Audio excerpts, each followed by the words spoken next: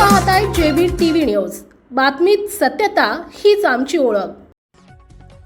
प्रशासनाच्या दुर्लक्षाविरोधात रिपब्लिकन सेनेचे बेमुदत भजन आंदोलन। धुळे इथं वारंवार तक्रार करूनही प्रशासनानं दखल न घेतल्यानं रिपब्लिकन सेना धुळे शाखेतर्फे जिल्हाधिकारी कार्यालयाला निवेदन देण्यात आले।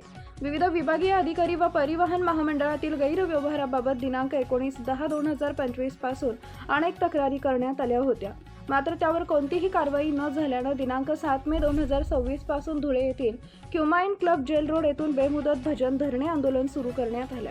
निवेदनात म्हटलंय की 24 तासात आंदोलनाची दखल न घेतल्यास हे आंदोलन मुंबईतील आझाद मैदान इथं हलवण्यात येईल। याची सर्वस्वी जबाबदारी स्थानिक प्रशासन व परिवहन महामंडळाच्या अधिकाऱ्यांवर राहील, असा इशारा रिपब्लिकन सेनेचे जिल्हाध्यक्ष समाधान बैसाने यांनी दिला आहे। प्रतिनिधी परीक्षित परदेशी, जेबी टीव्ही न्यूज, धुळे। समाधान बैसाने, रिपब्लिकन सेनेचा जिल्हाध्यक्ष, धुळे।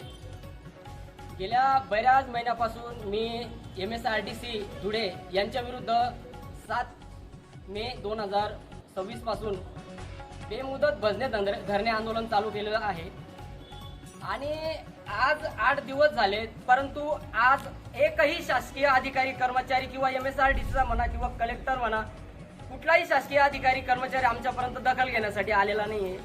आपण बघू शकता, उन्हाचं तापमान इतकं मोठं आहे, 46-45च्या अंशावर आहे, तरी सुद्धा हे शासकीय अधिकारी कर्मचाऱ्यांना थोडीफार सुद्धा काही वाटत नाही का जे काही आंदोलनासाठी स्थळ दिलं जातं त्या ठिकाणी एक डिपार्टमेंट सुद्धा व्हिजिटला येत नाही। एवढं मोठ्या प्रमाणावर म्हणजे आम्ही भ्रष्टाचार बाहेर काढण्याकामी आम्ही बाहेर बसलेलो असतो, परंतु शासकीय अधिकारी कर्मचारी कुठलीही दखल न घेता माय पॉवर मध्ये फक्त त्यांचा पदाचा उपयोग करत असतात।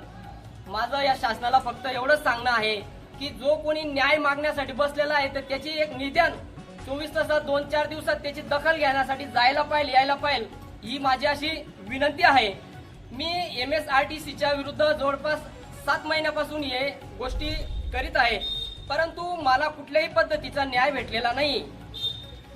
उदाहरणार्थ MSRTC मध्ये जो काही भ्रष्टाचार चालू आहे, मनमानी कारभार, माय पॉवर कशी असते, तर त्या याच्यात ST महामंडळ डिपार्टमेंट मध्ये हे असं चालू आहे की माननीय एकनाथ शिंदे साहेब यांनी एक उपक्रम राबवला होता की धर्मवीर आनंद दिघे साहेब आरोग्य तपासणी, तर त्याच्यामध्ये इतका मोठा भ्रष्टाचार झालेला MSRTCचा की 10 लाखाच्या वर जर का काही अमाऊंट असेल तर ती महाराष्ट्र शासनाप्रमाणे GR असतो तर ती ई-निविदा काढावी लागते, परंतु अशी यांनी कुठलीही उपक्रम न राबवता यांनी डायरेक्ट परस्पर तो अंजना हॉस्पिटलला ते पैसे ट्रान्सफर करून दिले आणि तो भ्रष्टाचार उघडकीस आम्ही काढलेला आहे, परंतु कुठल्याही अधिकारीवर ते कारवाई करत नाही। उलट ते असं म्हणत आहेत की कुठलेही असा भ्रष्टाचार आमच्या हस्तक्षेप मध्ये झालेला नाही।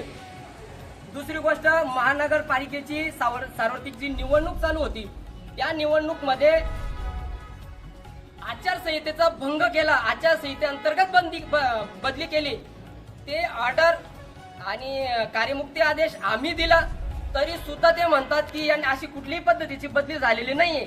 माझं फक्त यांना हेच म्हणणं आहे MSRTCला का तुम्हीच चुक्या करत आहात आणि तुम्हीच कारवाई करत आहात आणि तुम्हीच अहवाल देऊन तुम्ही निर्दोष होतात। आम्ही नमूद केलेलं आहे की जर 24 तासात आमची दखल घेतली गेली नाही किंवा आम्हाला न्याय भेटला नाही तर संबंधित MSRTC किंवा माननीय जिल्हाधिकारी यांच्या विरुद्ध आम्ही आझाद मैदान मुंबई इथे आंदोलन करू, हे आमचं सांगणं आहे। आपल्या परिसरातील महत्त्वाच्या बातम्या पाहण्यासाठी आजच आमच्या जेबी टीव्ही न्यूज चॅनलला YouTube वर सबस्क्राईब करा आणि बेल आयकॉन प्रेस करा।